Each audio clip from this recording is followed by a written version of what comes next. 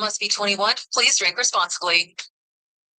Gear up for epic football game days at Stadium Swim at Circuit Resort and Casino. Dive into 6 temperature-controlled pools and relaxing luxurious amenities while catching every play on a massive 143-foot screen. Reserve today at CircuitLasVegas.com. Gambler's bonus hits again. On October 15th, Robert hit 4 nines, clearing his Gambler's bonus 4-of-a-kind bingo card for almost $7,000. Robert hit big, and so can you with Gambler's bonus. It's why you play the game. Never miss another show. Stream us live or listen to past podcasts 24/7 at LVSportsNetwork.com. This is Raider Nation Radio 920 AM, KRLD Las Vegas.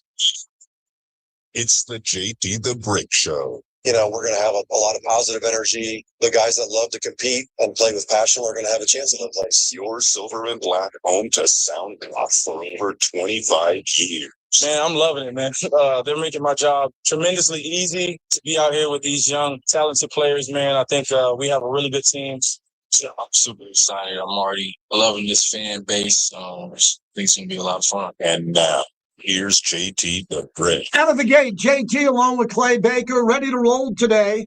Thursday, January 22nd, 2026, live on YouTube. Live on YouTube with the bricklayers already in there. Appreciate everybody that gets there before the show. Means a lot. We're live on the Raiders mobile app, 920 in Vegas. And here we go. Another day of waiting. Another day of waiting. Another day where I'm not in Maui and I'm waiting for a coach, which I don't think we'll have till next week. You would assume next week because the coaches remaining in the NFL coaching carousel are all coaching this weekend. A bunch of them. I'll get through the list. We'll continue to do that. We are looking for the white smoke from the Vatican, from Al Davis Way. We're just going to wait around until we find out, and then we're all going to get called into the facility, all going to get called into headquarters.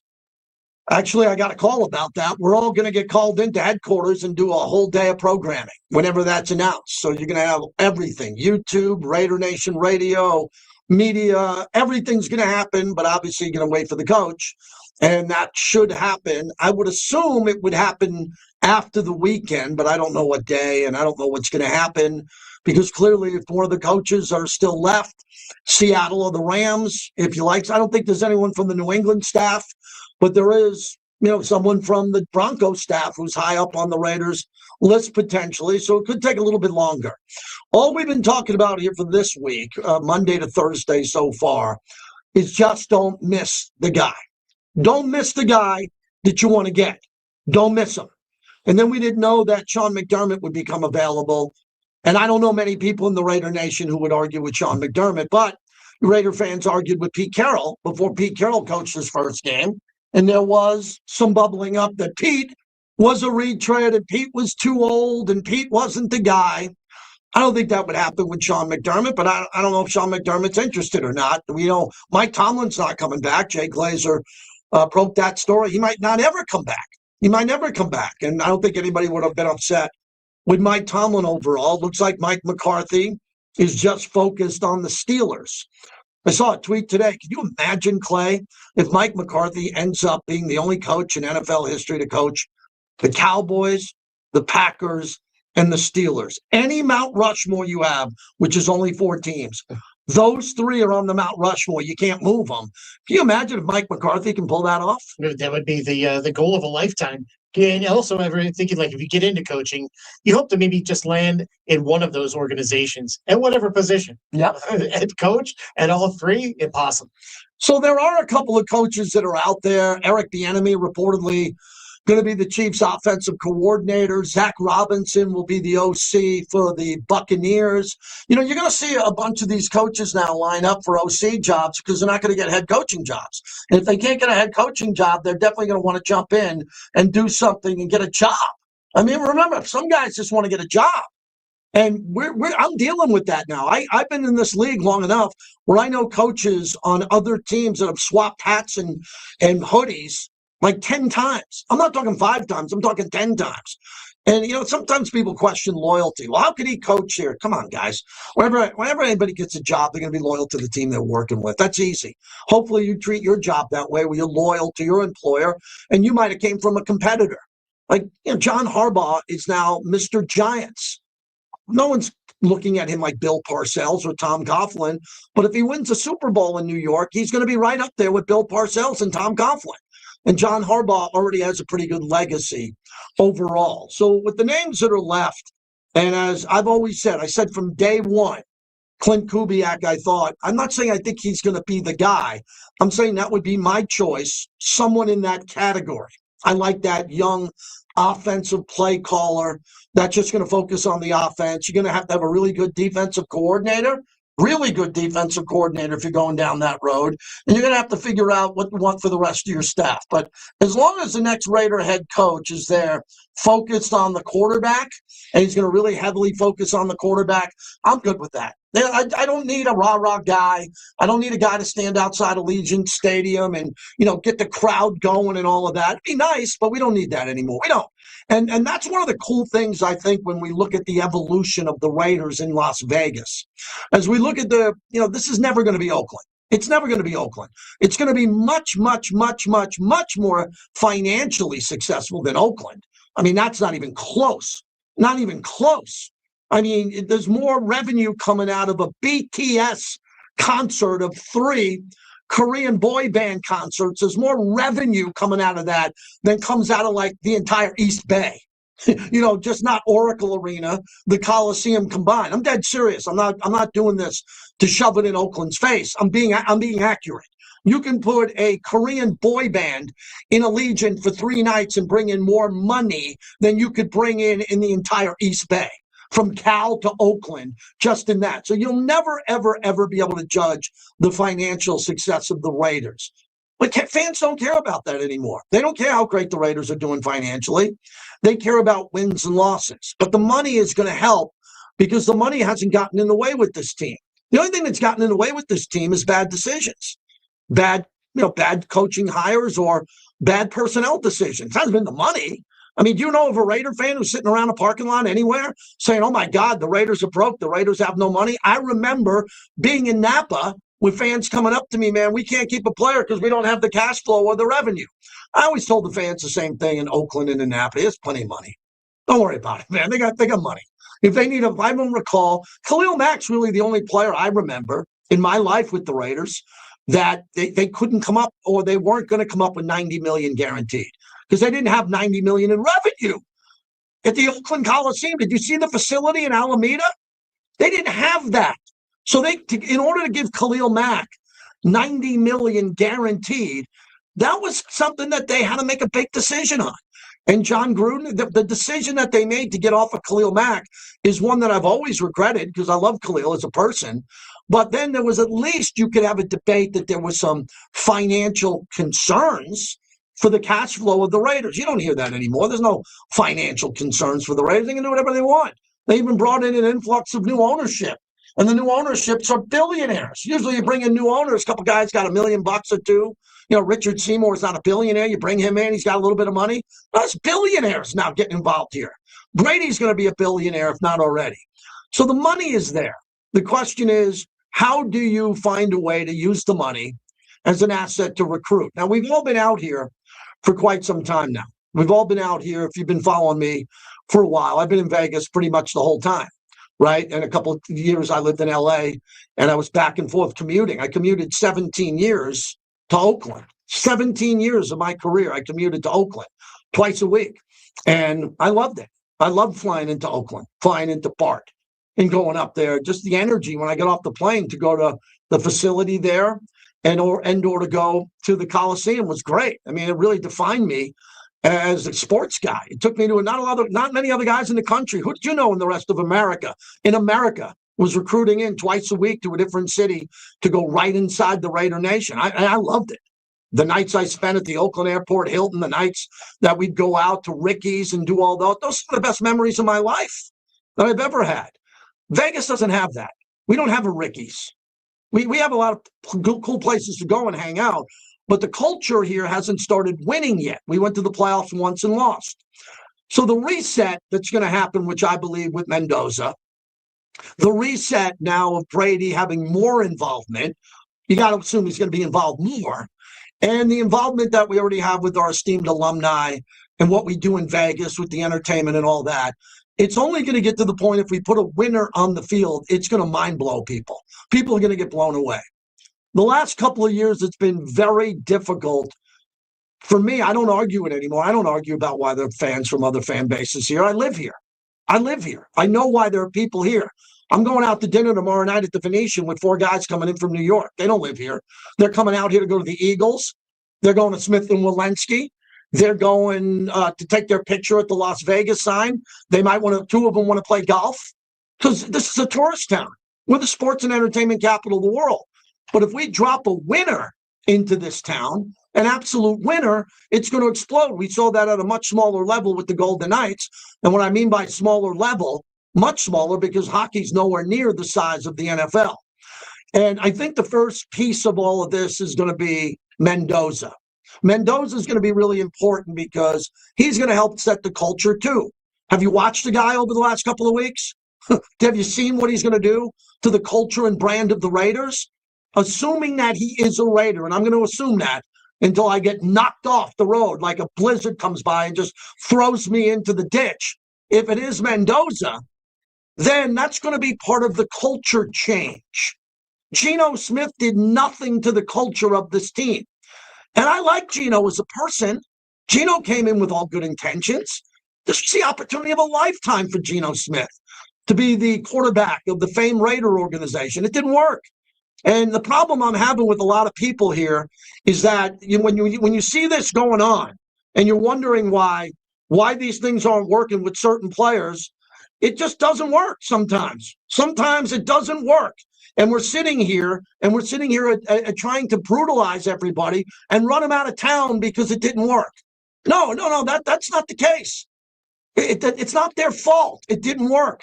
It's a combined fault that it didn't work. Right? It's everybody's fault it didn't work. It's not the fault of Alex Kappa that the Raiders didn't win last year. It's not the fault of Caillou Blue Kelly that the Raiders didn't win all those games. No, it's a combination of everybody, including me, everybody involved in the process, got to be better, and the team's got to win. And I've been watching a lot of press conferences here. Hafley, who just was introduced with the Dolphins today. That was an interesting press conference. Really interesting. If you didn't get a chance to see it, they introduced the Dolphins head coach. You know what he said? For 2 years of his life, he slept under his desk in Pittsburgh. I was like, wait a second. What'd you say? They asked him, how do you think that affected you? And he looked over at the Dolphin press conference and he said, I made it. It worked out well. The guy put everything in his life. He was a D3 coach. And when he was a D3 coach, he said he had to do the laundry. He had to pick up the laundry of the players and do the laundry. Now he's a head coach in the NFL. That's a culture warrior. That's a guy who can change the locker room, but they all say that. They all come in and say the same thing at the press conference. We want the best players. We want the players who want to just be football first. We hear that from everybody. Everybody says the same thing. Football first. You got to have a love of the game. Yeah, we know that. Get me a better offensive line. Get me better offensive linemen, and then we can have a conversation about how everybody loves the game. So we are at a point now where we're in a holding pattern. I don't like holding patterns. I don't. I like doing really informative, good radio with a purpose. You know, I listen to some radio shows as I'm driving in, and they're spending the last 10 minutes, 13 minutes of their show just talking about what they're going to do tomorrow and where they're going to go to dinner. I almost want to punch the radio. I will never waste 10 minutes of your time. Never. You might not agree with my takes. You might not like my takes, but you won't hear me waste your time. And what we're doing here is we're wasting time. We are. We're trying to keep a show up in the air. We're spinning plates waiting for a coach. And we got about 4 candidates left. That's all we're doing. I showed you how we're making the sausage. All we're doing is sitting here waiting. We got an idea when other coaches get other jobs who's left. And we're hoping that we get the right guy. Now, my confidence level that we're going to get the right guy is really high because a lot of thought didn't have to go into Pete Carroll. And that's not a knock on anybody who made that decision. Not a lot of thought had to go into that. Pete Carroll's available. He wants to coach the team. Are you kidding me? Pete Carroll? Oh, that Pete Carroll? Yeah, bring him in. Not a lot of thought has to go into that, just like the Giants. John Harbaugh wants the job. You don't have to put a lot of thought into that. Bring him in. But now we have to think about this. Sean McDermott's available. He's a hell of a coach. He had a better regular season record in the last 7 years than Tomlin and John Harbaugh. This guy wins. We need to win games here. Before we can get to the playoffs and reset and win the Super Bowl, we got to win 10 games and then get to 11 and maybe lose in the divisional round of the playoffs. I hope we don't. So we got to get some people. We got to get some people in here. Now, the road that I think we're going to go on is different than that. And I can adapt to it because I think the day is tomorrow. Tomorrow, and I'll tweet out the photo. I've been saving it. Tomorrow, which will be January 23rd, 1998, John Gruden was hired and introduced as the head coach of the Raiders. I got a call later that evening. Same day, I got a call, and it started my journey. That's a pretty big anniversary date for me that I didn't know what the date was. I saw the picture. I've been saving it. I'm like, when did I start with the Raiders? Well, I know when I got the call, but that was in January. That was the offseason, and then started in 98, then the season started in my role with the team. But I know that I remember the night I got the call because I got the call and I had to call my agent the next day. And then it started the wheels in motion that I'd eventually be moving to the Bay Area for the Ticket 1050 to host 8 hours a day, noon to 3 and 9 to 2 a.m. Sometimes I feel like I'm still doing that shift. And that's a big deal. And when John Gruden got hired and I came in with my role, not the role of a coach, a much smaller role, I saw the culture change right up front. I was there for it. I saw what happened with John Gruden on the ground and what happened in the building with the legendary Al Davis, who still had his fastball. And I watched that. And I got a chance to absorb that and had a friendship with the GM and Bruce Allen and people in the building. And the first 4 years I was with the team, playoffs, a Super Bowl berth, 2 AFC championship games. I've won games here with the Raiders as, a fan and working for the team. I was there when the Raiders had 4 or 5 really good years, right there. And then the drought started. And I got people that were hired 5, 10 years after me. They didn't have the first 4 years that I had. And the years that I had at the end of the 90s, early 2000s is not comparable to what happened in the Plunkett years and the Cliff Branch years in the 70s and 80s. And the Howie Long years, but it was pretty good. So at least I got a memory of what it was like for the team to be on the same page and doing it. And now they're trying to hire, I believe, a young coach who could come in and set his own culture because the history is never going to go away. Anybody who thinks, man, forget about the Raider history, then you don't know the Raiders. The history is not going to go away. Half the people, the majority of Raider fans that are out there are old school Raider fans from Oakland to LA. There's some new ones in Vegas, and we welcome them all. But the history of the Raiders is very proud. It's very deep. It's very successful. It just hasn't been winning successful lately. And now Tom Brady, John Spytek got to put the train back on the track. And I've had experience with that where you get behind every coach, every quarterback, you get the train on the track. You do the media session, everybody takes a picture, everybody's holding the helmet, everybody's wearing a suit with a silver tie, and it's off to the races. Is this going to be the right guy? This has got to be the right guy. This has got to be the right guy. Whoever he is, this has got to be the right guy. There is no more waiting. We cannot get off the train. We cannot get off the track in Barstow. We can't get off in Victorville. We can't get off the train. This train's got to be humming. It's got to be led by someone who's going to have an energetic view of the offense of this team. He's got to come in day one and explain to the media why this offense is going to look better, why Michael Mayer is not a blocking field goal tight end, how Ashton Jeanty is going to get the ball behind the line of scrimmage and not get hammered and lose 3 yards. Going to have to explain what they're going to do with Brock Bowers. Going to have to explain how they're going to develop Jack Bech and Dante Thornton. Took him in the 2nd and 4th round. They had a whole off season. The coach is going to meet him in the stadium at the facility. He's going to be able to look Dante Thornton in the eye. I said, I looked at your tape already on the plane. And when we were on the whiteboard and they were interviewing me and they asked me, what about Dante Thornton? And he's going to have to look Dante Thornton in the face and go, hey, dude, you got to get going. We drafted you to be like a point of attack Davante Adams inside the 5-yard line. You better learn and go break down Davante tape for the next 2 months. He's got to go have a vision and tell Mark Davis, I need these offensive linemen now. I need these 2 guys now. Go get them. We need someone in here who's got the ability to light this offense. I'll get to the defense at a different time. The offense has got to be lit like a stick of dynamite. Someone's got to come in and light this franchise up offensively. The way Fred Biletnikoff, Mark Van Egan, Ken Stabler, Highway 63, all the great offensive players in Raider history, Bo Jackson, Jerry Rice, Tim Brown. You can go to Doug Jolly, whoever you want, Jerry Porter. They had a vision to be aggressive, to score points, not to hand the ball into the pile on 2nd and 9 because the season's over in week 7. No more of that.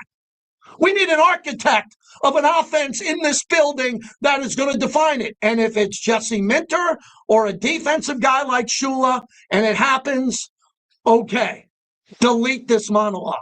We'll get behind that coach. But I am highly motivated to see someone understand the basic concepts of aggressive offensive football. I know that Spytek and Brady do. Tom Brady, he understands how to attack. But Tom Brady also understands how to move the chains. Tom Brady understands how to move the chains, not just attack on a deep ball. We need something aggressively different around here. We're the sports and entertainment capital of the world. We need our fans standing in their club seats because they can't believe how electric this offense is under Fernando Mendoza. We need an offense that's going to break the huddle at 20 seconds and not at 9. We need an offense that's going to run 2 plays in a row because they ran the play in Henderson and it worked, and they don't have to talk about it in the huddle for 19 seconds. There needs to be a culture change on the offensive side of the football to enter the league in 2026 where the Bills live, the Ravens live, the Chiefs live, Drake May lives. All of these guys attack, attack, attack. We don't attack. Last year, it was disturbing how flat that offense was. You want to blame Chip Kelly? Go ahead and do it. He got fired. You want to blame the head coach? Go ahead. He got fired. But the offensive mindset last year was not aggressive because they didn't have an offensive line to do it. They couldn't do it. They could not block. They couldn't block anyone, any type of stunt. They just got hammered. How many times you watch a Raider game last year where one offensive lineman went one way and the other one went the other way and someone just came in and killed Geno? Was that Geno's fault? Everybody took it out on Geno, right? Everybody takes it out on the quarterback. Well, the new quarterback is probably going to be Fernando Mendoza. And if he gets a bloody nose and comes up, he's going to pop up and lift his teammates up and pat them on the back and say, I'm good, guys. Let's run another play. We got to get going here with offense. We got to wake this thing up. We got to get going. Because if you don't get going with the offense, nothing is going to change. Nothing is going to change if the offense doesn't get moving. And the fans who pay those prices for tickets deserve an offense that is going to be tricky, fast, and unique. Okay, when my wife is calling the plays in section 132 and she's calling a handoff up the middle on 2nd down, there's a problem. That's a problem. When fans are going to the restroom, when the Raiders get the ball back, that's a problem. We need an aggressive, gunslinger offense. And I think we're going to get it with an offensive play caller. If not, some guy will chuckle and say, okay, they got a defensive head coach, Clay. And then I'm going to have to do what? Do some get my heart rate up to this again and scream about how I want Lawrence Taylor on the opposite side of Max Crosby. You can do the 8. Defense creates offense. Good defense creates offense. That's how we go. But you're right. 7 out of the 11 top scoring teams in the NFL all into the playoffs. That's what you have to mimic. That's what you have to develop. Yeah, we just need to have a pulse, right? My pulse rate is up. We need a pulse. We need an offense that we're going to be proud of. We need an offense that's going to get going. The only way we can do it is by buying new offensive linemen. I had someone on X today tell me, well, we can get an offensive lineman in the 3rd round. Stop. I don't want an offensive lineman in the 3rd round. Stop. We'll get one and then just throw him in the offensive line room. He's not going to play. He's in college. He's not going to play. He's not going to be able to stop Chris Jones. Okay, get me some guys who can stop Chris Jones. Let's go. Get some free agents. Got a lot of money. And go down that road. That's the monologue brought to you by PTs. Man, they got a lot going on. PTs has got a lot going on. I was just on a conference call with them and everything they have going on for the Super Bowl. So if you're looking for an opportunity for the Super Bowl or a watch party or this weekend, head on out to any PT's Tavern because they are ready for you. And they're the official watch party group of the Vegas Golden Knights. They do an unbelievable job with all that. And then all their food specials, all their drink specials, the best happy hour in town that they have. And they have exclusive PTs and VGK cups all through February coming up. $5 domestic beers. You keep the cup. It's a beautiful cup that I saw there. True Reward. New members sign up. You get more incentives, 20 base points. You'll receive $10 in free play. And then their food specials, which I was able to try, from the $5 off game pack chicken tenders, which are fantastic. And maybe the best thing I've ever tried at any Golden Entertainment property. I had the mini steak quesadilla, marinated steak. It was good as anything I've ever had on the Strip. I'm talking fine dining. PT's Fuels the Monologue, proud partner of the show. Two really good guests, Rhett Lewis from NFL Network. He comes on our channels a lot. And Wasted Talent. Wasted Talent's good. He's coming in. We'll get him going. So that's where we're at today. Where are you? I started 25 minutes ago. Where are you on hold? Why aren't you calling in, watching that energy? You don't expect me to do that another 15 minutes, do you? 702-365-9200. Raider Nation, unite! This will be a great off season.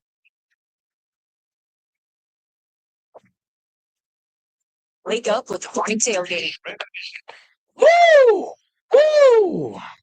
Woo! Woo! That's why we're clipping the monologue. That's why we're clipping the monologue.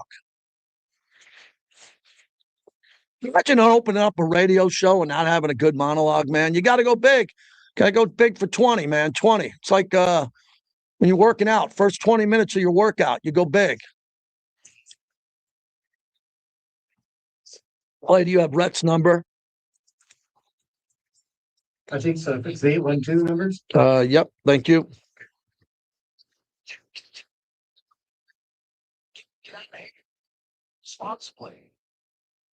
Just got a text from Jordan Schultz and Rhett Lewis. Yeah.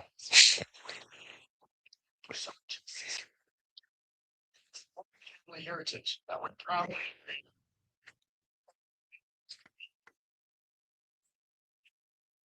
The new Van Halen shirt. The cool Van Halen shirt, huh? There you go.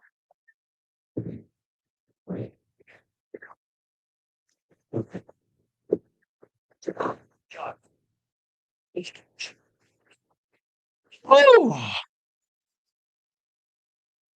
Now, I'm not going to engage in any Dodger propaganda today on the Dodgers deferring all their money. I'm not going to do that today.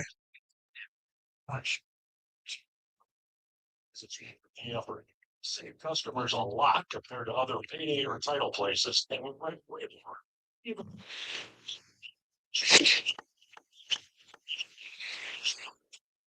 and they could keep it. Got the Rod Pod tonight, the Rod Woodson podcast. Call it the Rod Pod. We're going to do that at 4:00 today. That'll load tonight. Laying the Wood. Ask everybody to subscribe to Laying the Wood with Rod Woodson. If everybody could hit the like button here today, I'd appreciate that.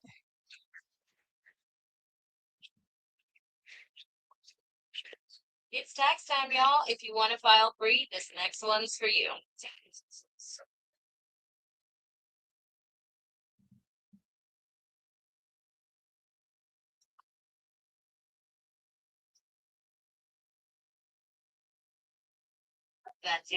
Up next, commercial. How was your day today, Clay? How were the callers, the energy? Everybody good? Everyone waiting around? Yeah. All right, pretty good. Everyone's waiting around. Yeah. Okay, man, I'm sorry about that. I didn't. No, I just was hearing it. Link on. No, I was just hearing you in the bag and stuff. No big deal. You're good. No problem. You have to text me then. No, that's fine. Don't worry about it, man. Don't worry about it. Buttons are buttons, man. I can't believe I didn't even hear it on my own headset. That's Okay, I'm listening. Truck U offers small classes with night and weekend times available. They help check Truck. This show takes up good question, about 2 hours of my show. No, the Dave guy says you're a Yankee fan. How could you? Dave, let me tell you something about the difference between the Dodgers and the Yankees. The Yankees don't defer their money. You're missing the whole effing point. It would be like the Dodgers not paying Stanton, Judge, and Cole and paying them $2 million a year. That's the difference between the Yankees and the Dodgers. When George Steinbrenner was spending in the 70s and 80s, he wasn't deferring the money. So you freaking Dodger fans who don't know shit about, you can't just address that problem. You just can't say, well, JT's right. We're kind of assholes. We're deferring all of our salaries instead of paying them. And we're not paying Ohtani any money. We're deferring it. If you could at least answer that, then you'd be okay to have a conversation with. But you're not available to have that conversation. You just say, well, the Yankees do it. No, the Yankees don't do it. The Yankees have never spent this type of money ever. And the Yankees have never deferred any money.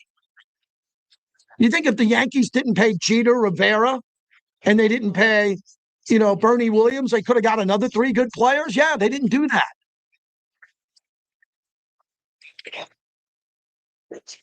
Brick Show, brought to you by the DeCasta Verde Law Group. If you get injured in an accident, call 702-222-9999.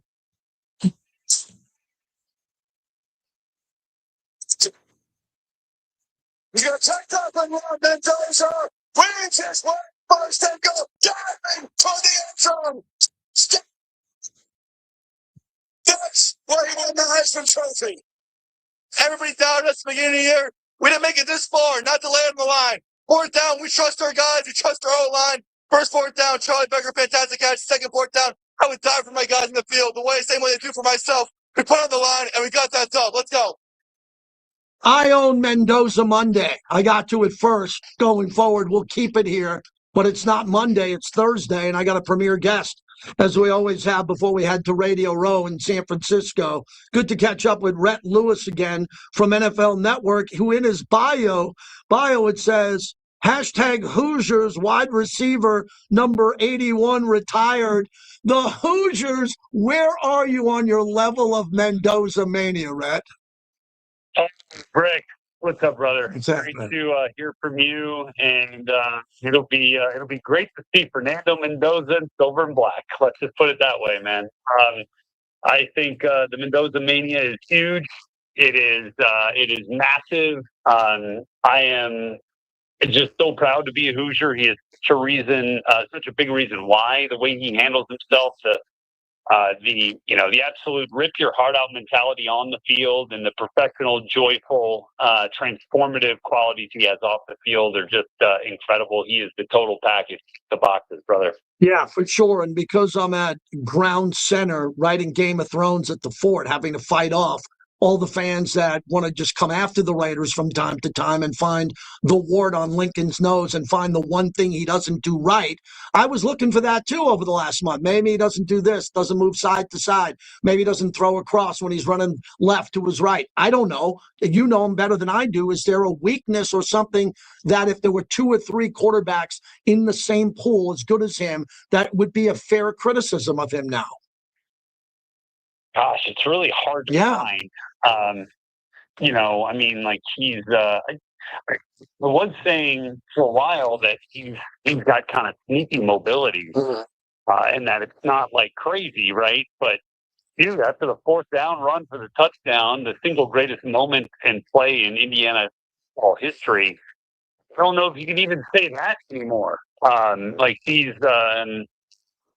He's got a big arm, man. He can make the NFL throws, like the hard throws, like the far left pass all the way to the right sideline. Like he can make that. He can float one. He can throw the deep shot with accuracy.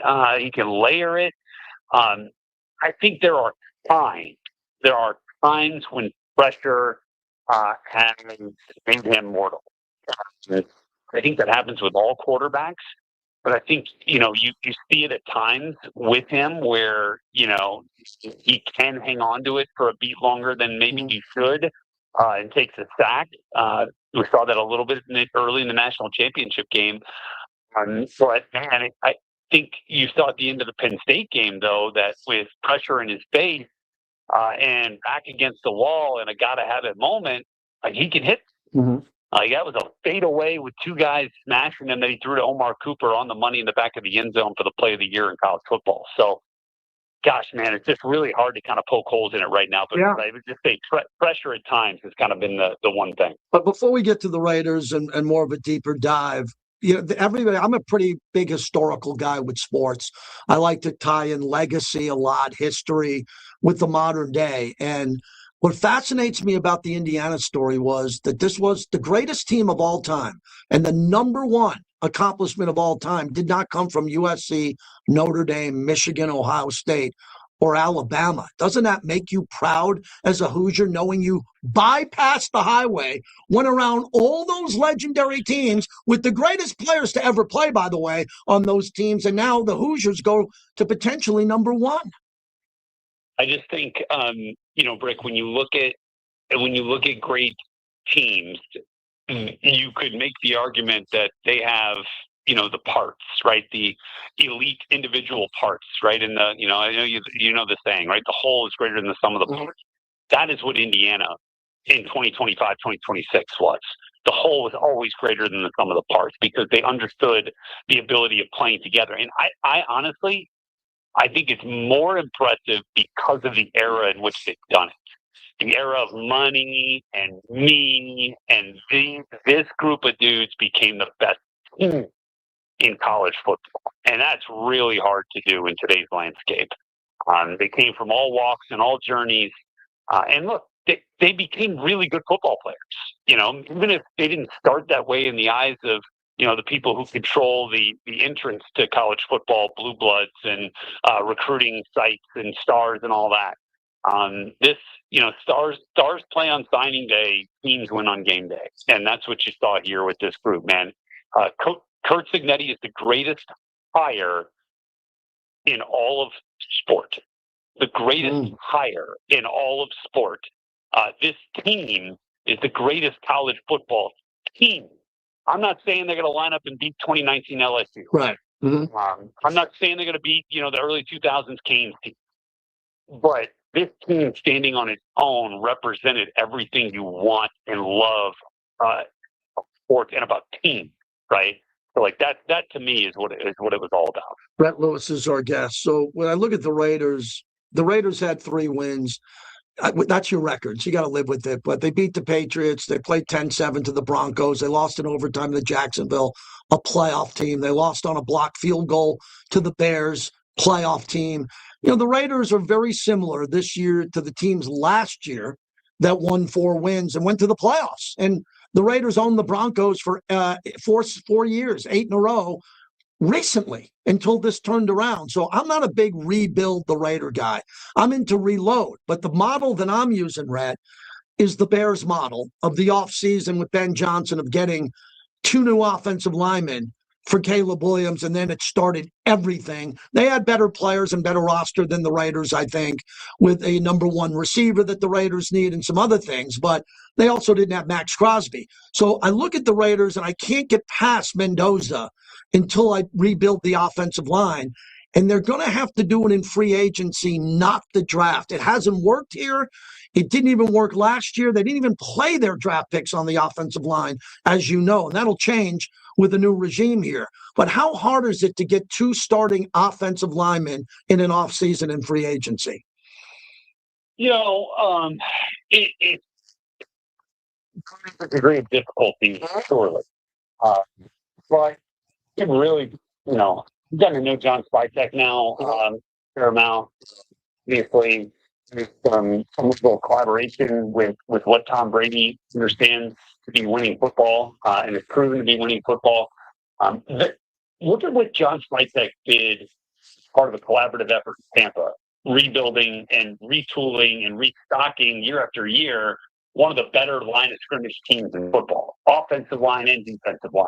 There when he was with Jason Light in Tampa. Like, they rebuilt that offensive line a couple of different times, and it always kind of came back stronger. And same thing on the defensive front, really good on that side too. But sticking with what's important, if you draft Fernando Mendoza at number one, I mean, it's hitting on the three P's, right? It's protection, one of them. Playmakers is another. Right now, you've got one bona fide playmaker in Brock Bowers, and you've got pieces, that can kind of develop. You hope into something a little bit better, but there still need to be more playmakers. And then number three is play caller, and that obviously is yet to be identified. I know the Raiders interviewed Michael Floor from the LA Rams, who certainly got playmaking or play calling experience, and it's been really, really good and just incredibly valuable to Sean McVay as a game planner and offensive coordinator here with the Rams, and has built great relationships with quarterbacks, especially with Matthew Stafford these last couple of years. So I just looking at some of the interview names, that was the one that really stuck out to me. But those three things have got to hit for a rookie quarterback. And until they do, you're not going to see the return on the investment. So this is really important. And yeah, you're right. They, may have to go find, not necessarily through free agency, but I'm sure there's going to be some guys that they could, finagle away from a team via trade, kind of the way the Bears did too. Yeah. And go get some of those guys and just create an environment of comfortability for your top pick. Rhett Lewis, as we wrap it up, time with this time from NFL Network. I just want to throw out a couple of names. I've been on Clint Kubiak from the beginning. I don't know what his bravado's like. I don't think he's a rah-rah guy, but he's exactly what Fernando, Chenti, and Bowers. I mean, you can't argue it. We were talking about Fernando. There's not a lot you can argue after that performance about Mendoza anymore. Same thing with Kubiak. It's hard to argue that if Clint Kubiak was here as the head coach, that the offense wouldn't be elevated instantly for what we're seeing overall.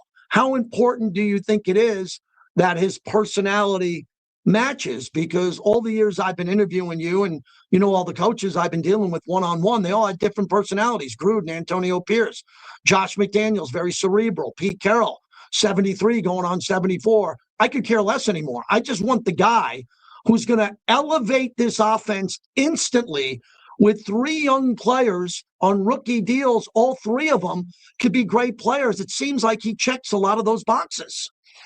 Yeah, I'd say that for sure. And again, you look at the work with the quarterback, that he's been around. And I think the work again with Sam Darnold this year to rekindle what Sam found in Minnesota with Kevin O'Connell, and to kind of keep fostering, that talent, I think is really important. I think you look at the first 2 weeks he had down in New Orleans before that, with Derek Carr, and they were putting up 40 points, and then things the wheels fell off the bus with personnel and injuries and all that, and it got ugly down there at the end. But he's been around some great coaches, and he's seen some different ways of doing things. He's probably seen some ways of not doing things, and sometimes that's just as important. So yeah, I mean, I don't disagree with you that Clint is a really valuable and attractive candidate. I don't like you. I'm not 100% sure of his presence in front of the room, right? Which I think is really important too, to command that respect. But boy, would he have the quarterback ready to roll, and when you've got a chance to take one at one overall, it's about as important as it gets. Last one, Rhett. What's the concern? The concern, really, you talk to the biggest names in the NFL about Davis Webb with his lack of experience. He has none, other than being in a building and being an energetic guy, former quarterback. I don't want to say he has no experience. He has a ton of experience in football, but none as a coordinator and a head coach. The brand, the product here in Vegas, Tom Brady, John Spytek, as you mentioned. Is that more of a risky decision for you, or could you see it possibly work? Yeah, I think there's risk there for sure. For a guy who's a position coach to jump right into a head coaching role, I think you have to kind of understand, from an organizational standpoint, what your level of patience is. And you hope there is some, right? Because you're going to have a rookie quarterback more than likely here. So there's something to be said for that. But I would say, I know that Eli Manning was really fond of Davis Webb from their time together when Davis was a backup in New York. I know that he's learned a lot from Sean Payton, who's been one of the best head coaches in the business for the last 20 years. And I don't discount that experience. Now, is it are you going to step in immediately and be able to capitalize on that? I think, that's where, John and Tom and Mark have to get comfortable in the interview process. I was really impressed with him. I did production meetings with him when he was the offensive coordinator for the East West Shrine Bowl a couple years ago. It was really impressed with the way he called the game, the way he prepared, and the way he talked about it. And I thought a guy that could make that jump to the OC. We just haven't seen it yet. But it was clear the influence that Sean Payton had on him. And if that's any indication, he's going to be a head coach at some point. Thanks, Red. I'll see you at Radio Row. I'm sure I'll see you up in the Bay Area, and I always appreciate catching up with you. Always a great conversation. My pleasure, JP. Thank you, brother. You got it. Rhett Lewis from NFL Network. That was a really good conversation. He's a former Hoosier receiver. He talked a lot about Mendoza and what's going on, and I wanted to get his opinion on Kubiak and Webb, because, Clay, that's all we're doing now is interviewing people that might know the candidates, right? Yeah, we want a backstory so we can hear something that we can relate to. Yeah. Right. So we learn a little bit more about something that's completely on the periphery, because very little time is ever given to the coordinators and quarterbacks coaches to go and learn more about them. And now is the time. Yeah, now's the time. But we're still on hold. We're still waiting to see what you and Raider Nation want. And I tried to make that clear here over the last couple of weeks. Whatever you want is fair. I mean, whatever you want, I'm good with. The only thing I don't appreciate is when the season gets going and you yell at me to fire the coach. It's the only thing I ever get up. What else do I get mad about? People come at me first. I don't come at you. Never once have I ever come at someone first who didn't come at me. If you know me, I'm not like that. But everybody, the only problem I have on this show is that the season starts and people are yelling out in my chat wanting to fire the coach. And I'm like, we can't do that. The coach is here. He's not leaving. Let's get through the season. And then if the coach is gone, we'll get on to the new coach. That's where we're at. I mean, we kind of know what we're doing. Like, the season starts, you hope the season doesn't get bumpy. Because then when it gets bumpy, Raider Nation in the last couple of years are just like, okay, let's get rid of everybody. No, we're a business. We're open for business. You go to a pizza parlor or a bagel store, you have a bad bagel, a bad slice. They don't close the store down and move. They come back to work the next day and they open up the doors. Business is year-round for the Raiders. Sometimes it's hard. It's hard right now. And a lot of people are trying to, I've been very cautious with my language. Very cautious, more than ever, because I know some people are watching who normally don't watch. And I'm really careful with what I'm doing. I mean, professional as always, no profanity on this show, but I'm aware that a lot of other people that could get hired that I don't like.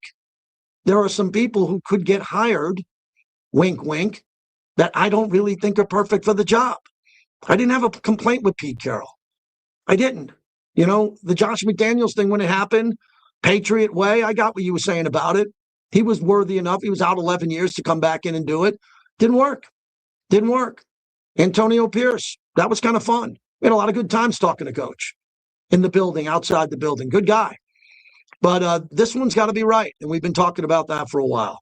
All right. When we come back, does Lamar Jackson want to be a Raider? Well, something just popped up on the internet from Lamar Jackson. So when we come back, I'll tell you what Lamar said if you haven't seen it yet. Nothing wrong with rumors. If Lamar Jackson rumors are tied to the Raiders, it's not a bad thing. M Resort Spa and Casino, they got the fight. They have the big UFC fight, a viewing party, and you're partners with us at M Resort. Head on out to M Resort for the UFC fight.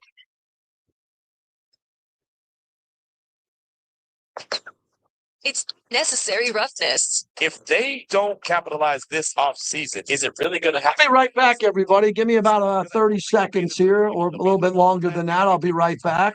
They'll pick I'll be right back. That's it. And if they don't get their free agents right, probably means they brought in a couple guys that weren't ready, so ended up being bad free agents. You see how it all get crumbled. How does this opportunity stand out from the rest this time around this offseason? If not now, when? Don't miss Unnecessary Roughness, weekdays at 2. What's up? It's Q Myers letting you know about Silver Sevens keeping the hockey excitement alive all January long. Saturday night at Silver Sevens Hotel and Casino with their $15,000 face-off drawing. Every 30 minutes, your name could be called to step up and face off. Pick heads or tails, then throw a puck. And you could win $250 or $500 in free slot play. Located just 1 mile east of the Las Vegas Strip, Silver Sevens is known for classic values, easy wins, slots, table games, and a lively sports book. Don't miss the action. This is JT for the local 872, proud partners of Raider Nation Radio, led by Tommy White, building the city on time and on budget. Go to local872.com to find out about apprenticeships, career paths, all the public work zones, and the schedules that are happening here in our valley. I'm proud to be associated with the 872, proud partners of my show and Raider Nation Radio. This is Dr. Bradley Greenbaum, a board-certified orthopedic surgeon with Crevetti Orthopedics and Sports Medicine, and I'd like to help you get your life back. Whether you're a top athlete, a weekend warrior, a junior athlete, or simply someone who's living in everyday pain, I have the knowledge and expertise to get you back to doing what you love most. My colleagues and I at Crevetti Orthopedics are committed to personal attention, state-of-the-art treatments, and most importantly, successful outcomes. See how our patients are living their best lives at CrevettiOrtho.com. When you need legal advice, you need the brothers. You need the DeCastroverde Law Firm. This is JT. They're my attorneys and they should be yours too. For personal injuries and accidents, reach out to the DeCastroverde Law Firm. Let their family fight for yours. The Golden Circle Sports Bar inside Treasure Island Casino is the best. Wasted could get us to like 125. We'd be pretty good. I'll never get those home. The Goldens. Over the line back. All right, let's check in with the chat. What's happening, everybody? Good to see you.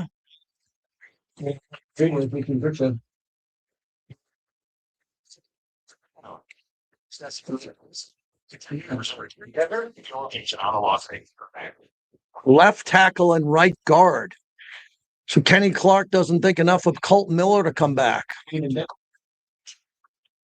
Gift cards and cash donations, 9 a.m. to 1 p.m. at local Smith's locations. Visit rmhlv.org for it. Yeah, we got Wasted coming up here. Let me just see this. There it is. Remove. Okay, that's great. All right, the original Raider days. Yeah, that's how we'll do it. Yeah. Apparel and merchandise created by fans and Black University 20%. Join now at theblackhole.com. Once a member, always a member. Okay. So where were you calling from, Dave? It's around the house. San Jose. Great. Okay, cool. Stay right there. Rated Serving Center Nevada 2015. There are no surprise costs or hourly rates. Get a totally free estimate with upfront pricing from AC repairs to leaky pipes, from water heater installations to tuning up your AC and heater. Don't just call anyone. Call Inspired by the monologue. Oh, very nice. Football game days under the Vegas sun. Stadium swim at Circa Resort. 5 into 6 temperature control. Yeah, Wasted is coming up. Energy and catch every play from every game on our massive 143-foot screen. When it comes to watching football all season long, nowhere even comes close. Grab your spot at Stadium Swim today at circalasvegas.com. Welcome back to the JT the Brick Show, brought to you by Tito's Handmade Vodka, America's original craft vodka. Visit titosvodka.com.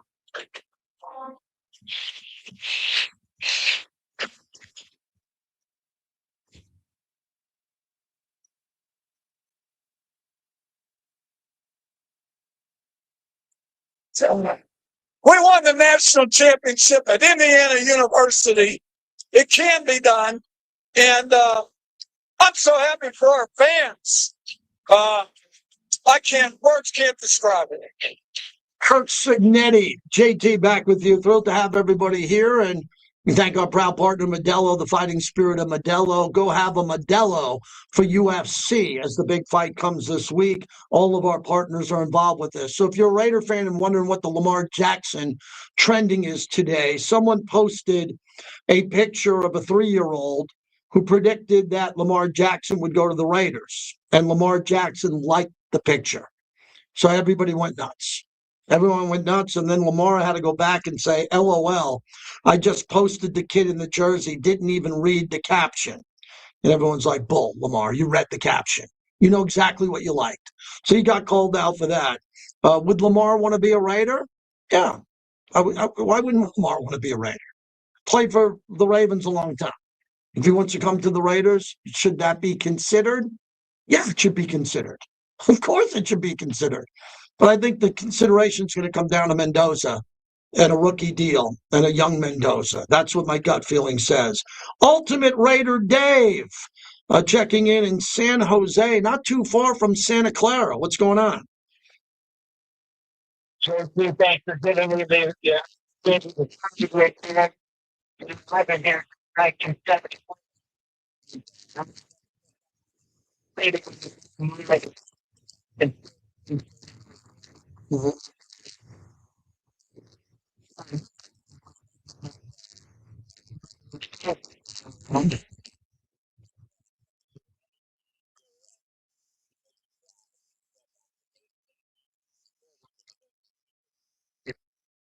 Yeah, that's a crazy Raider, but you know, what, wherever you're at, I can spread because it's perfect. If I went to that third game against, from the first chance to go to the game against the Bears this year, it was my first game, and I was in there, and I was 34.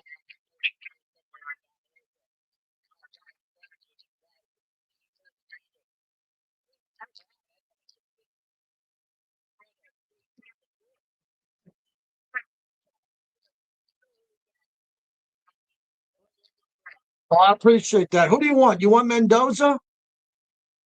Oh, we won Mendoza. It was, when at first we played the kid, as a kid, I never even played with the college football. I wanted to be fan of that. All of our heroes, right? And I never played with college ball. I was maybe just a man sport, right? And I thought, for that guy, who's going to be number one? We're going to get number one? I like it. But I think that's rid of the ball. And I think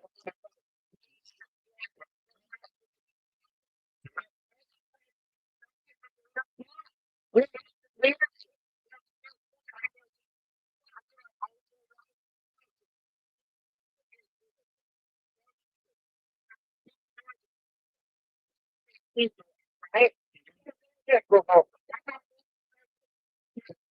Get a little pep in his head.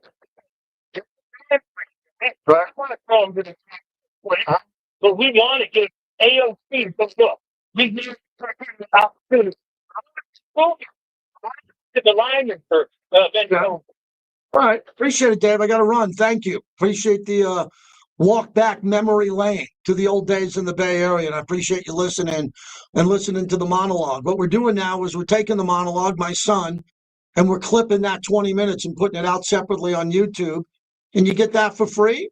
If you can't watch the show, you get it later in the day. It's all free. Just got to go to YouTube and like the page and subscribe for free. JT the Brick YT.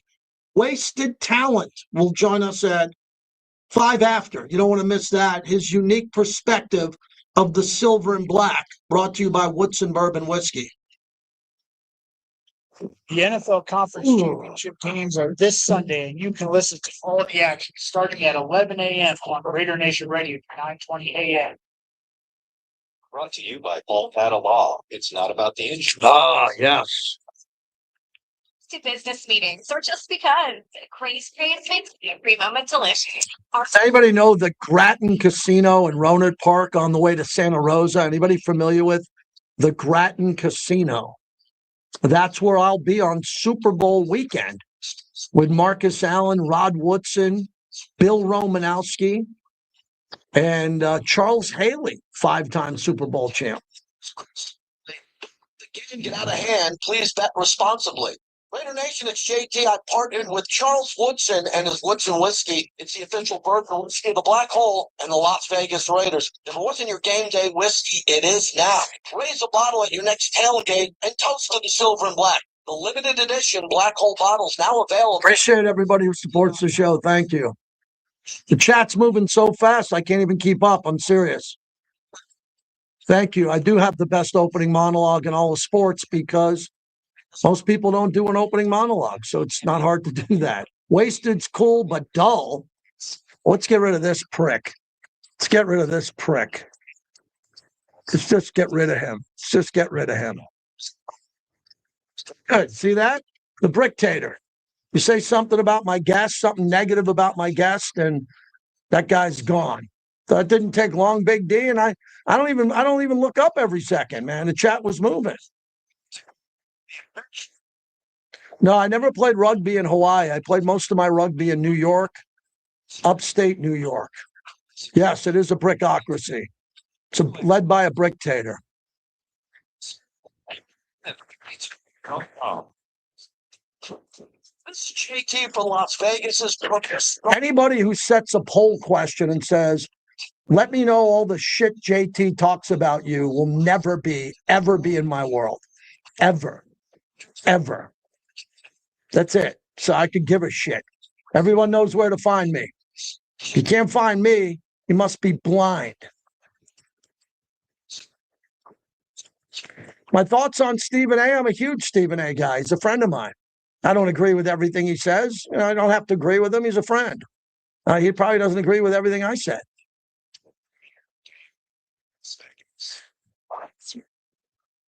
It's the JT the Brick Show. Obviously it means a lot to me being a part of the Silver and Black alone. The history, I've said it a million times. I feel like I was meant to be a Raider. I love being here. Your Silver and Black home to sound off for over 25 years. It's amazing, opportunity, great community here, and great fan base. So I'm expecting a lot of fun, a lot of energy, a lot of great times. It's going to be all about competition. There's going to be no easy games out. And now here's JT the Brick. Yes, I am here. JT back with you as we continue on. NFL Rumors. I don't know the site. I don't follow it. They follow me. NFL Rumors. They have 395,000 ex-followers. They say the Niners are expected to make a significant offer for Max Crosby in the offseason. I don't care. I don't care. I will say this about Max. I know Q was at Max's foundation event yesterday, along with some others. For those who are trying to stir the pot with Max and trying to ask if Max is hearing from the organization and what's going on with Max and what's going to happen with Max and all of that. Max is a big boy. Max will be fine. So if Max doesn't get up every day and open up his phone and have 10 voicemails from the Raiders, Max is a big boy. He's in the middle of rehab. He's doing well. Max is a Raider, and Max is very good at what he does. He's very good at what he does. People have asked me in the chat, if you want to follow us on YouTube, Stephen A. Smith went after the Raiders. Stephen A. has been a great friend of mine for a long time. If he's getting motivated and talking stuff about the Raiders, he's my friend. He doesn't agree with everything I say. I don't agree with everything he says. We've been long time friends. I did a little for him. He's done a little for me. We're friends. You're not going to agree with everything. Not everybody likes the Raiders and agrees with the Raiders. It's okay. We're all big boys. Big boy radio, as I like to tell you. Big boy radio.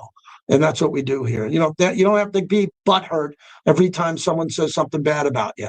You won't believe how many people cry and scream for their mommies when I call them a dope or an idiot. Like it's going to break the internet. Grow up. Everybody grow up. And we have a good monologue here. If you missed it, we're posting it. We're trying to post it every night around 5 or 6 o'clock every night on YouTube at JT the Brick. So what we're doing is we're waiting for the coach, and the coaches are coaching this weekend. That's all you need to know. So Davis Webb is coaching for Denver. Clint Kubiak is coaching. LaFleur's coaching. These guys who are on the Raiders short list, those who are remaining, are coaching. So the Raiders are going to give them the respect to coach, and then there could be an offer next week, or there could be more due diligence with the coaches that are moving on, and they're moving on to the Super Bowl. And that's what's going to happen next. So I'm okay. I think the Raiders are going to get it right. I think they're going to make sure they get it right. They have to get it right. I'm not going to panic if they're going after a Super Bowl coach. And if that Super Bowl coach, we have to wait an extra week, we got to wait another week. And that could happen. I'm all right with that. That's what happens at times in sports. You got to be a little bit more patient than you normally want to be. But I'm looking at all the other people that are here. I looked today, heavy. I got called to be on a show in LA, which I wasn't able to do. I might do it tomorrow. They asked me about Mike LaFleur to the Raiders. He spent 8 years under Shanahan or McVay. Clearly has developed young quarterbacks. He's an offensive mind who can keep up with the offensive minds in the division, and currently has the number one offense in the league. Number one offense in the league in the Rams. So thank you to the Silver and Black Panther. Everybody who's there, we appreciate that. Wasted Talent joins us as we are in kind of a holding pattern, my friend, and I think you will admit this. You're in a holding pattern too, but you got to put out content on your podcast all the time. How are you doing waiting around for a coaching decision? I mean, I'm okay over here because it's more so about the Raiders picking the right guy. Picking the right guy, pairing them with the person who's going to possibly develop our number one pick. So they got to wait a few more weeks. I'm okay with it.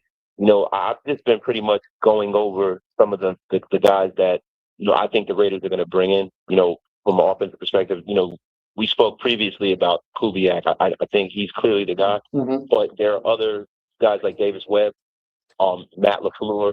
You know, I just been kind of going back and forth, going over their history in the National Football League, what system they run, and how that would align with a guy like Fernando Mendoza. Yeah, I think it all comes down to the alignment with Fernando Mendoza and what makes Mendoza comfortable, but it's about the coach on the offensive side of the ball. Have you spent any time really diving into a defensive head coach, or you're just going to wait for that? I'm not doing much of that because I'm all in. All my chips are on a young offensive play caller, but you know, I'll pivot like you will if it's defensive coach, but I don't think they're going there. What about you? No, I don't either because, you know, the only guys that I was through was Robert Salah, got hired already. He got hired by the Tennessee Titans, and Jesse Minter. Minter just got hired by the Ravens, from what I understand. So, you know, other than that, you know, I'm not really focused on the defensive side of the football because most of our tips and the guys that, you know, we have a lot of an investment in are on the offensive side of the football. You know, Brock Bowers, Ashton Genty, and then, of course, Max is on the other side of the ball. But, you know, what I want to see the Raiders do, I want to see them build this from the ground up in a sense where they allow the coach to pick his staff because in the previous regimes, there have been kind of holdovers from the regime before that, and it becomes like the land of misfit toys where, you know, we had Patrick Graham here for the last 3 coaches, right? And he was a great coach, and I love Patrick Graham, but I want to see the new guy that comes in pick his staff from the bottom to the top, so everybody from the top of the organization down to, you know, a quality control coach is aligned and everyone's on the same sheet of music. Wasted Talent is our guest. Any concerns about Mendoza? When you watch the game, he had the big feature run, which is his signature run. The biggest plays of Tebow's career was signature runs, not throws. But Mendoza threw so many great balls in the postseason. It was just mind-blowing watching him play. As he wrapped up the national championship game against a very good Miami front, what'd you like about the performance that kind of dotted the I's and crossed the T's on him being the guy? I love the resiliency. I love seeing him get hit in his mouth and not even flinch. I mean, I don't know if you saw his arms at the end of the game. They were black and blue. Mm-hmm. He got hit in his chin, and it looked like the referees just lost their whistle that game. That kid was getting targeted, hit, thrown on the ground. It looked like a game from the 70s. Mm-hmm. It looked like an old Raider game. The way it was ragdolling that kid. That's coming.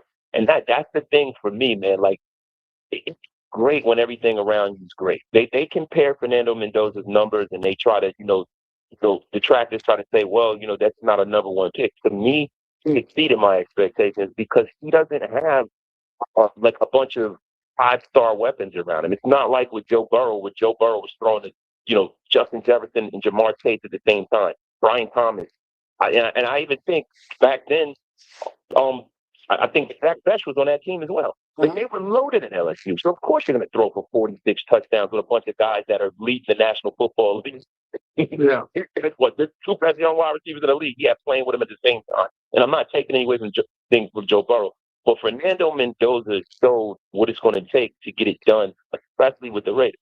He showed the moxie, the grit. He showed the gut.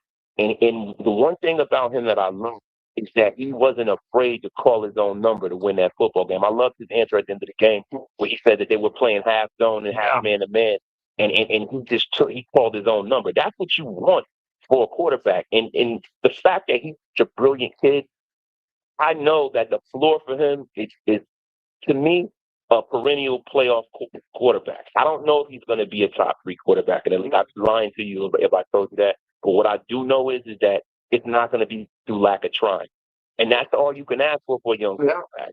Well, I tell you what I'm telling people. He better be better than Bo Nix and Michael Penix. He better be. If he goes number 1, and Bo Nix is a dog, he is a hell of a player. I think he's prone to making more mistakes, but he played so many games in college, and that's what I like about Mendoza, his experience. Wasted talent's our guest. One more coach I want to throw at you. Would you be okay with Sean McDermott? I'm not saying he's coming here, but man, that track record with Harbaugh and Tomlin and the amount of wins and the more wins that he's had there, this is pretty impressive, and he's available. He's out on the street. Yeah, I would be okay with him because, listen, I know a lot of people say, he's 51 years old. They act like 51 years old is old, which it isn't at all. But he's a guy that pretty much rebuilt Buffalo. Right? He's a defensive head coach. The only kind of detraction I'd have from that is the fact that when I look at Andy Reid, when I look at, LaFleur, when I look at Sean McVay, these guys, no matter who they have under them, they have their system in place because they're the play call, right? And what I don't want to happen to Fernando Mendoza is kind of what happened to Carr. Things were going great when Bill Musgrave was here. And when they ran, I don't know what happened with him and Musgrave or whatever, but when Musgrave left, it kind of seemed like Carr, even though he was a very bright quarterback, he played much better under Bill Musgrave. I think consistency is the way you get to that Brady Manning level. Brady had the same play callers and that same kind of system predominantly most of his career. And that's what I want to see from Mendoza, at least the first 5 years of his career. So I don't know, having McDermott as a defensive mind and having that kind of outsource the offensive side of the football, I don't know if that's the best thing for us, because if you have some success with Mendoza early, your offensive coordinator is going to get a head coaching job, and now you got to start from square one. And then you don't know how he's going to react to that. So for me, I would be happy with him because he's had some success. He's a good football coach. And I think he got a raw deal in Buffalo. I think if you make the playoffs as much as that guy has and you get fired, that to me, that's criminal, that what they did to that guy in Buffalo. I'm sorry. I agree with you. Wasted talent's our guest as we wrap it up. So here's what I've been hot on lately that I've been talking about is Michael Mayer. And I'm going to ask you a question coming off my comments here.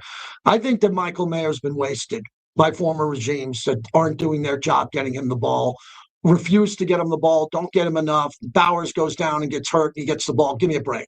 He should be getting the ball when Bowers is 100% healthy. He should be getting at least 5-6 targets a game. I would even argue that there might be a game or two where he gets more targets because maybe he's in single coverage and Bowers is getting double. But that's the one guy that they have to uncover. Give me another name of someone on this offensive roster that you're excited about with a new offensive head coach that can kind of be unearthed and have a big year and really help the Raiders so they don't have to go out into free agency in the draft and go get another similar player. I mean, it'd be low-hanging fruit to say Ashton Jenkins. Of course, we want to see him be who he can be. But, for me, it's Jack. I think Jack has his level of talent where he can run the full route tree. He's a guy who is strong. He's a very good blocker. And I think he's one of these kind of guys. He can have that kind of Cooper Kupp kind of career. Strong. I mean, he's a physical wide receiver as a rookie. I don't think that he got enough targets. I think that they should have, when they moved on from Jacoby Myers, they should have targeted him more. They should have played him more. They should have been more consistent with him. I think Jack Best has the ability be a high-level starter in this league. I really, really do. He reminds me kind of having the same kind of skill set as Keenan Allen, just being one of those strong wide receivers that fights for the football. You know, Jack Bech is my guy, and also, you know, Dante Thornton, man. You know, he last year was used early on, but he has such great physical tools that you have to find a way to cultivate that kid and get him going. He has a rare set of size, speed, height that just isn't growing on trees. You would want to cultivate a player like that because he's one of those guys that you could put the football somewhere and he's the only one that can get it. You need those one-on-one matchups to win in the National Football League. So it would be those two guys. I think I know the answer to this one, but who do you want to see lose more championship weekend? Who do you need out? Denver. I hope they get blown out, destroyed, and to be honest with you, I don't want to see them in the playoffs for the next 10 years. Now, I do still have some residual dislike for the Seahawks because they used to be in the AFC West when I was growing up, and I remember Steve Largent, Jim Zorn, and them. You know, they had a pretty good Kurt Warner from Penn State on the back. I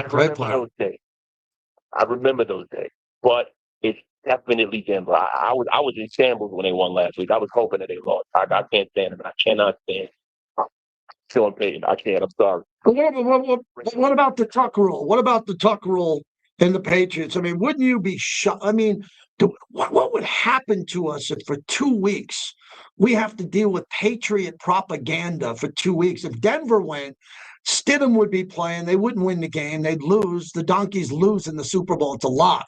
But are you ready for 2 more weeks of Patriot propaganda? I mean, it's been going on the last 20 years. Yeah, you're fine. Well, the last 20. You know, I can deal with it. I can deal with it because the whole construct is pretty much gone besides me, Dan Vrabel. But, you know, if Brady was still the quarterback, yeah, it would be different. And now he's here with us. It's 100% Broncos. I can't stand them. We got to play them for the remainder of the time we're in the AFC West. And I don't want to see them get any bragging rights over the Raiders. I don't want to see any of these teams get any more bragging rights. So we need to come back and start closing the circle and start winning some Super Bowls. I don't want them to either have another bite at the apple for the Super Bowl. Because right now, Kansas City tied with us now, right? Yeah. Tied with us. Denver's tied with us. We all have 3, and we know the Chargers haven't tied. Yes. Making a future like that. Hey, I grew up back east, but it's been a long time since I lived in the cold. The reality of this Arctic blast that's coming, and I watched the news late last night and earlier today, and you're in Jersey. This is real, man. This isn't like, hey, it's going to be cold for a few days. There might be 20 inches. It's not about the snow. How cold is it? I mean, this is get to the grocery store now, get your gas now, and do not leave. Is it going to be that cold? It was like that the other morning. Outside the other morning, it was literally 3 degrees. It was horrendous. It was horrendous. I couldn't even speak. My face was so cold. And the thing is, you know, with the snow, it's not just that it's going to be cold. I have to deal with snow. We're all going to deal with it. We got to shovel ourselves out, and it's going to be a nightmare, man. And it's going to continue this way. This winter, I knew this winter was going to be bad because I just saw the extreme weather we had in the summer. And a lot of the time when you have the extreme weather in the summer, it kind of comes back around in the wintertime. But JT, I'm telling you, man, it's brutal. Yeah. It's not because it's like 50 today, but when it gets 50 like this, you know, once it gets cold, it's going to be like 10 inches of snow problem. But it's going to be rough to deal with. I'm hoping we can stay in the house and just, you know, like I'm going to have to dig myself out. I'm actually about to go pick my snowblower up. There you go. Tell everybody where they can follow you. I know you'll be podcasting through that. Where can they get you? Jason Unlimited on YouTube, featuring Wasted Talent, and on X. JT, thank you. Thank you, buddy. Take care. Wasted Talent. What a great addition to the show. We're going to just keep him in the rotation as long as he's available. And there's going to be times where I'm going to be off and out of here. But just a good, comforting, mellow, solid guy, man. Just good. He's just a good guy. He knows the Raiders. He's embedded with Raider content, and we like that. And he doesn't act like a child on the internet. Yeah, that's why he's on this show. He doesn't act like a child. He's really good. You can trust him. He wants to protect the shield, but he's very opinionated on what's not going on. But, that cold, Clay, last night it got down to 40. And I told my wife, we're coming back from the dog, man, it's cold outside. And she just looked at me like, what are you doing? It's not cold. And then I got a buddy of mine who's flying in tomorrow. He's coming out for the Eagles. That's Fear. So he's in my wedding. This is one of my best friends. I was in first grade with him. First grade. And he's coming out with two other guys. And they're flying in, and their flight's at 6:10 tomorrow morning out of JFK. So they're leaving their houses at 4 a.m. to get to the airport by like 4:45 to do this.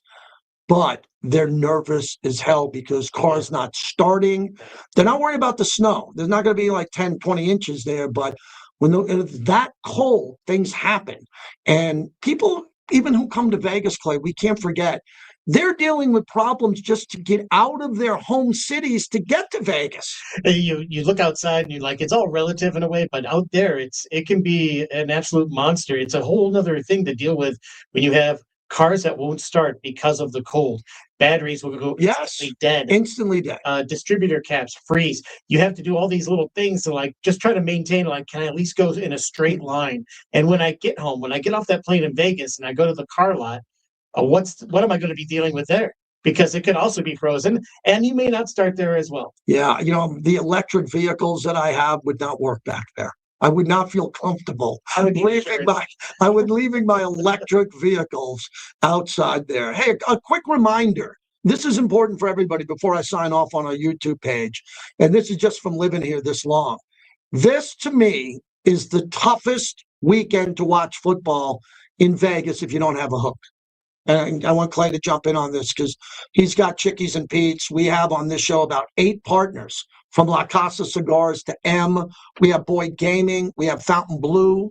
All the stuff that we do at PT's, right? All our casino partners that we have. The Strat, big partner of ours at Golden Entertainment. Let me give you some advice from your boy JT. If you think you're going to get out of bed on Sunday and call and text a buddy and go, I want to go watch the game at the George, or no chance. This is the weekend. You cannot get a seat. So you better put your plan together now. If you're coming to Vegas and you don't have a hookup, you're dead. Stay in your hotel room and watch the game. You can't even go down into the lobby. You can't go down in the lobby and get a chair unless you're there at like 5 a.m. And who wants to do that? So Clay, I know you got hookups. What are you recommending? Because I think pound for pound, this will be better than the Super Bowl. Super Bowl might suck with the matchups we have. This one is automatic. You got 7-8 hours of football. And what you want to do is you plan accordingly, right? Prepare. Make sure you get your reserved your seats. If you got to go online, I'll be at Chickies and Pete's, SaharaLasVegas.com. But at the same time, wherever you're at, make sure you give yourself some time to actually go and get there. And if it's as you are, serve yourself, get there early. Bring the newspaper, bring something, and don't camp out there without spending a little cash, because you want to be in a shared environment for this weekend.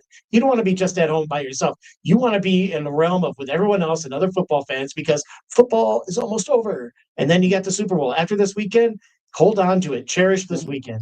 Yeah, and everybody understands Circa, Stadium Swim, and the big sports book like the Westgate. If you got a hookup, go there, because those setups are incredible. But some of the smaller venues, we have Click Hospitality. They have 10 lounges in town, and I'll go through them tomorrow on where to go. But if you just think you're going to get up and have breakfast and then go down to the Strip with a buddy and watch the games, it ain't happening. So you got to find your hookup, and you got to get there. And as Clay said, tip, get in there, get your table. It'll be worth it. And then the weather should be pretty good. I mean, if you want, to me, what I want to do is I want to be outside. So if you can be outside watching football with a vest on or a light coat and watching the games with a bucket of Modelo's, that's why Vegas is so good. There's always something great going on. Hey, I'm open the rest of the way. So I'm like a nightclub. I'm opening up the door. I didn't open it up for an hour and 23 minutes. I want to get a couple of people in here. You heard Wasted Talent. You heard Rhett Lewis. Now we want to get your opinion on the remaining coaches that are left. And even if you don't want a particular name coach, what is your concern about being this late to the coaching hiring? And who do you think the Raiders are going to get? 702-365-9200. 702-365-9200. As we continue on here, we'll talk to you about, I thought there'd be maybe another head coaching hire. I'm waiting for the official Mike McDaniel news because I've been holding back my opinion on Mike McDaniel for obvious reasons. Robert Saleh was officially introduced in Tennessee, a 5-year contract with the Titans. Wow, that was a hell of a show, man. That's a good hour and 24 minutes. I think you'd agree. Thank you very much. Thank you very much. And that's it. I will see you back here for Friday tomorrow. Same time, same brick channel.